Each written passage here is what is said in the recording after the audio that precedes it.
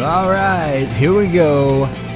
It's the Kingdom Project Podcast. I am your host, Marcus Hall. And this is the next part in our Eschatology Series. Man, I love surf music. If you guys like surf music, you're cool in my book. The old 60s stuff, 60s garage rock, the Ventures, Walk Don't Run, stuff like that. I love that stuff. All right, so enough about me. We are going to go through Daniel 12. Thought that would be something good to hit upon. It's been brought up a couple of times, the time of the end instead of an end of time. So I thought we need to address that before we go on to the next view. And the next view will be preterism, or the preterist view. So it means past fulfilled. We're going to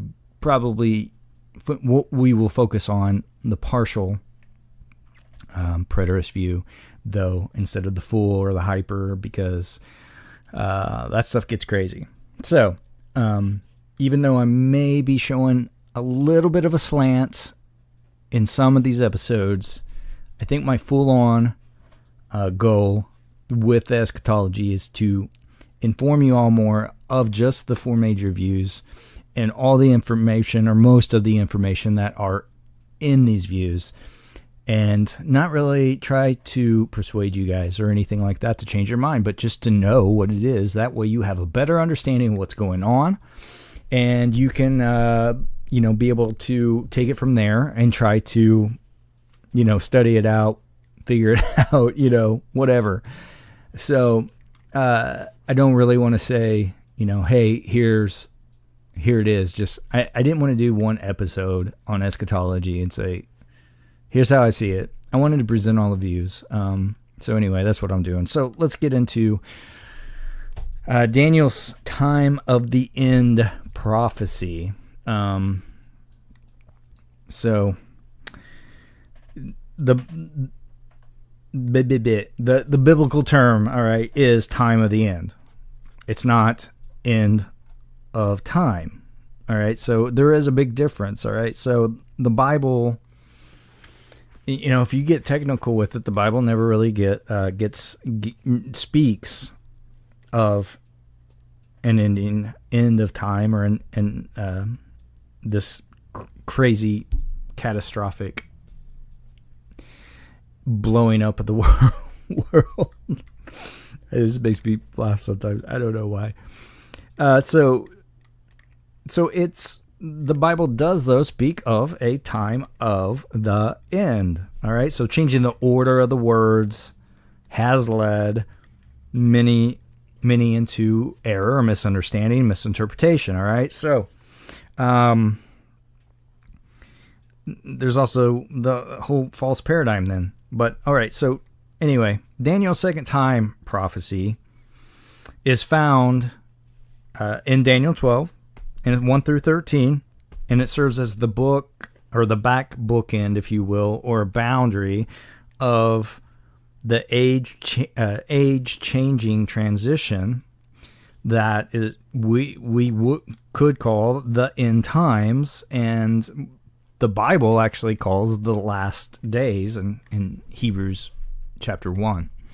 Okay, so if you take time to go through Daniel 12, focus on verses 1 through 13, and there's some things that you can point out there. Of course, some of it's going to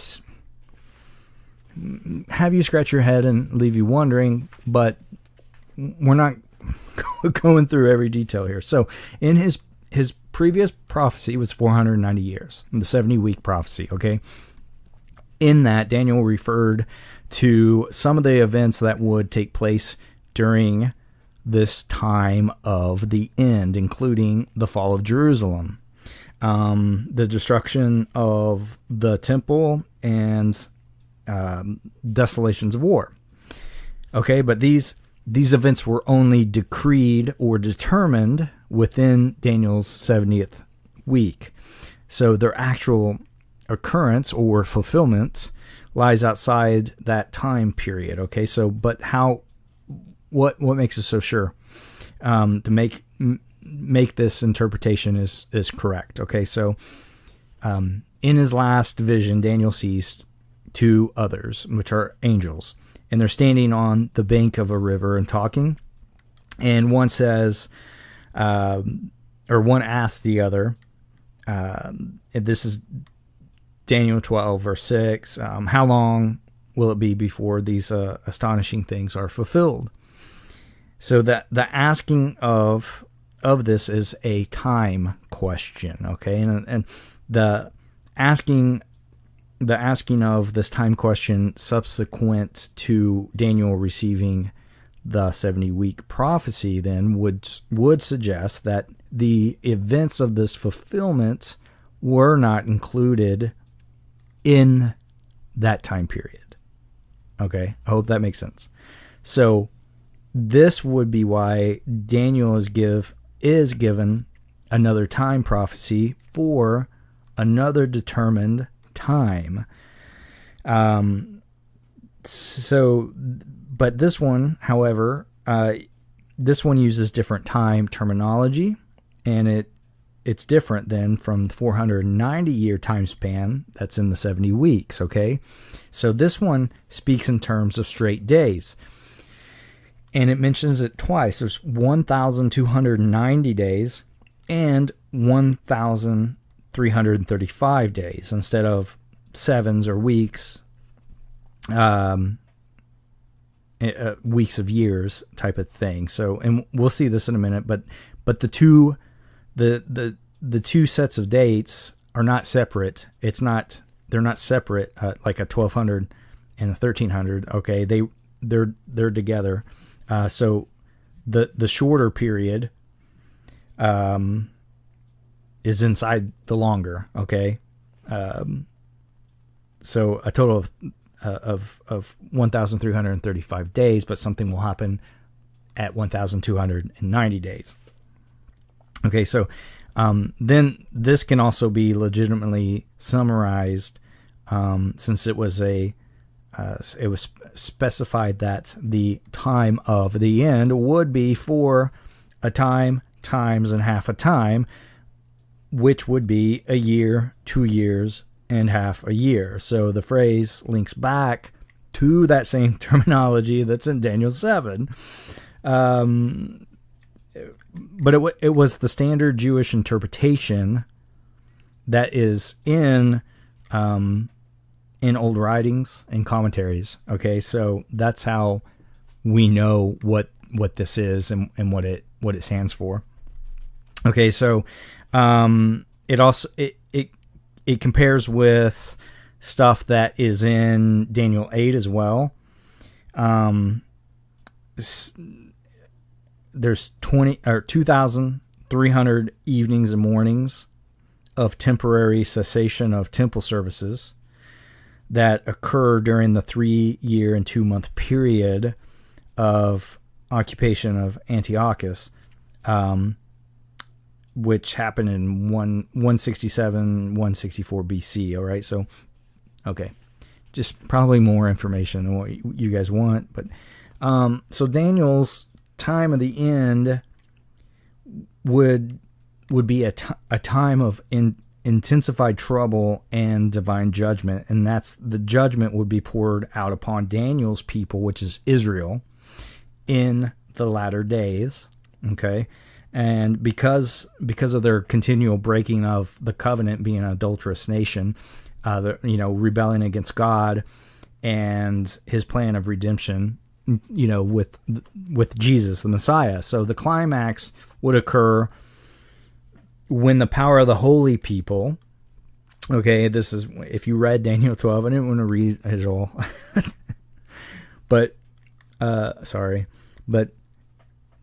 it says when the power of the holy people has finally been broken. Okay, so who's that? The holy people are the Jews. And at that time, it says, then all these things concerning the time of the end would be completed. What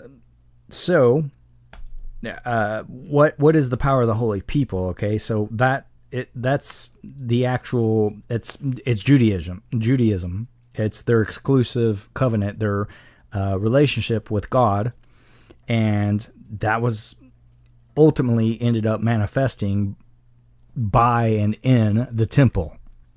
Okay, so the final breaking of that power would not only be historical, but a defining characteristic for Daniel's time of the end. All right, so it's not then the demise of Earth, or the end of time, or the end of humanity, or a rapture, or 1,000-year like millennial reign, or anything else like that. Okay, so it's just a time of the end. All right, so in Daniel's day, in the 6th century BC, this transitional period of history was still in the future, in the distant future.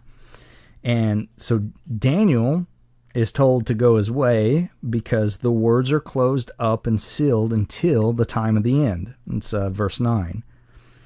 So in a stark, now I'm going to throw a wrench in here. There's a very stark contrast when you are reading Revelation and the angel tells John in the 1st century,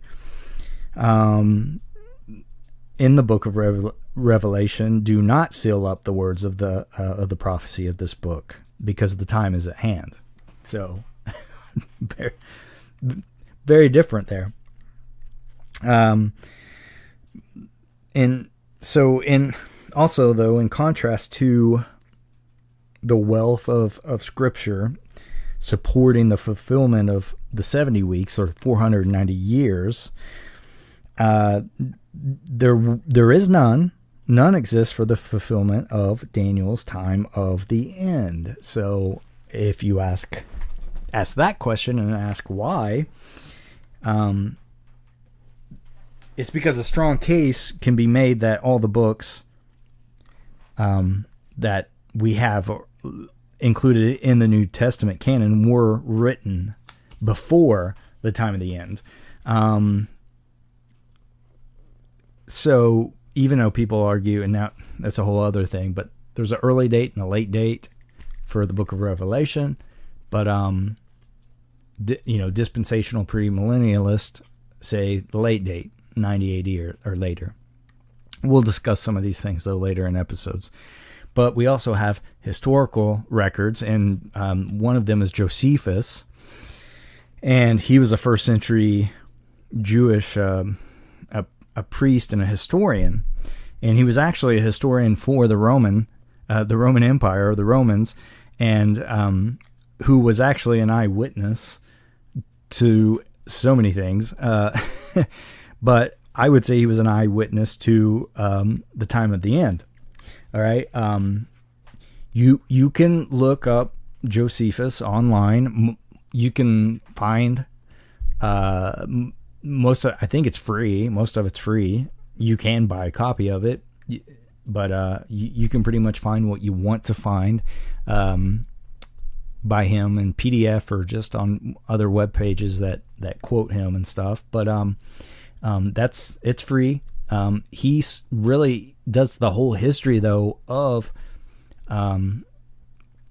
Jews and humanity in that land for like the beginning. Like his historical account starts with the creation, and he just puts in his own words what we have in Genesis and stuff. So he follows the whole like timeline of the Bible in his words, which is very interesting.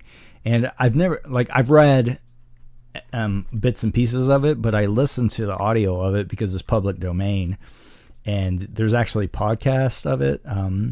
It's called The Antiquity of the Jews by Josephus, and so I've listened to a lot of it, not all of it, but I was more interested in the late 60s part with the temple and Jerusalem and all that. So anyway, that's who that is. So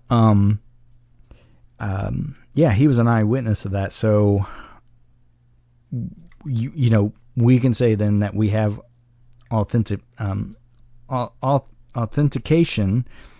for the fulfillment of Daniel's time of the end prophecy. Okay, so the starting point would be in 66 AD. So that's when in Daniel 12 it states that there would be a time that daily sacrifice is abolished. And so, according to Josephus, in July of 66 AD, as part of the Jewish rebellion against Rome, the Jewish zealots stormed Jerusalem and burned the palace of Agrippa and Bernice. I think it's Bernice. This was a Roman ruler and his sister. They also burned the palace of the Jewish high priest, Ananias, and killed him in retaliation for his liberal affiliation with the Romans. And then they massacred a ton of Roman soldiers, and on top of that, they stopped performing the twice daily temple sacrifices for Caesar and the Roman people. And Josephus states that this cessation of the daily sacrifice was the true beginning of the Roman-Jewish war. So, yeah, both the Romans and these revolting Jews viewed it as a formal declaration of war. The total cessation of all sacrifices didn't take place until the Jews ran out of priests and animals, and that seems to have happened in August of 70 AD, just prior to the actual fall of Jerusalem and the destruction of the temple by the Roman army, and that was under the command of Titus. Okay, so that would say then 1,290 days later, and it says the abomination that causes desolation is set up. There will be 1,290 days. All right. So abomination of desolation, or the abomination that causes desolation, should be a familiar phrase because it's in Jesus's Olivet discourse. And here again is where dispensation has to say that all of this is in the future, because we've been in a time gap or a delay between the 69th and the 70th week, so none of this stuff has happened. So that messes up this whole thing too, in their thing. And so you have all these people wondering and debating what in the world abomination of desolation is. But it's in Daniel 12, and it says the abomination that causes desolation is set up. There will be 1,290 days. So earlier, Daniel had referred to desolations, which that was plural, and that had been decreed or determined, and stated that the one who causes desolation will place abominations on a wing of the temple until the end that is decreed is poured out on him. And that's Daniel 9, 26, 27. The word wing refers to a pinnacle or extremity point of abominations. Okay, so the determination was done during the 70 weeks, but their fulfillments were not a chronological part of the 70 weeks time frame. Okay, so the only restriction was after the 62-week segment. So earlier in the year 70 AD, and it was probably almost exact 3 years and 6 months, which is 1,290 days after the cessation of the sacrifices. Josephus reports that a abomination took place in the temple that all in Jerusalem could see. Okay, so under the leadership of Titus, while the Roman army was encamped on the Mediterranean Sea, which was 55 miles northwest of Jerusalem, the marshaling, and it was marshaling its forces for the final campaign against Jerusalem. Okay, so there was all this Jewish factions inside the city walls, and it had reached its climax. Okay, so rival zealot factions defiled the temple's innermost courts with murders. Okay, and as crazy fighting and battling took place among the Jews who were struggling for control. So the temple became their battleground and was defiled in this. So this was actually Jews and zealot Jews like fighting and murdering each other inside the temple. They even burned their own storehouse of grain and corn. And a side note on that is that Jesus talked about false messiahs. There's a guy named John Levi who came in, claimed to be the Messiah after somebody else had done it. There were several. He went and sat in the temple and ordered them to burn all their storehouses of grain and corn and get rid of it all, and he would provide for them because he was God. And this was a supply that would have fed them for years under a siege. But because of them believing this man and all the inner workings that were happening within the actual walls of Jerusalem, the Roman Empire didn't have to do anything except for surround the walls and just wait it out, for months. So it gets really crazy from there, some of the details. So I'm going to spare you that stuff, some of the stuff that took place. But I just give you a heads up that if you do check out more of the writings of Josephus, you're gonna read some crazy stuff that took place. And so basically the Roman Empire is not doing anything. I mean, there's little wars and stuff going on, but they just have to surround the walls, like I said, and just wait it out because people are starving. They're going to end up starving to death and just dying, and other bad things. So there really should be little doubt that the warring of these Jewish factions within the walls, and especially inside the temple, was one of the many abominations and desolations that were actually prophesied by Daniel. All right, so, but even this was not the worst, or the pinnacle one. Okay, so Josephus details how the Jews frequently desecrated their own temple during the time of the Roman-Jewish War.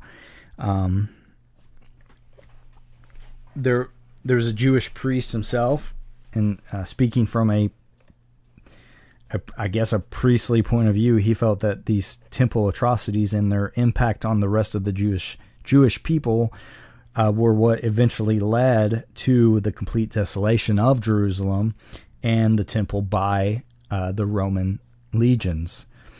A strong argument actually can be made that the Jews brought the final desolation upon themselves. And when all these facts are actually known and studied and read out, then the Jews were the people of the ruler or the people of Jesus, and not the Roman army under Titus's command or a future Antichrist ruler who will come and just destroy the city and the sanctuary. That's in Daniel 9.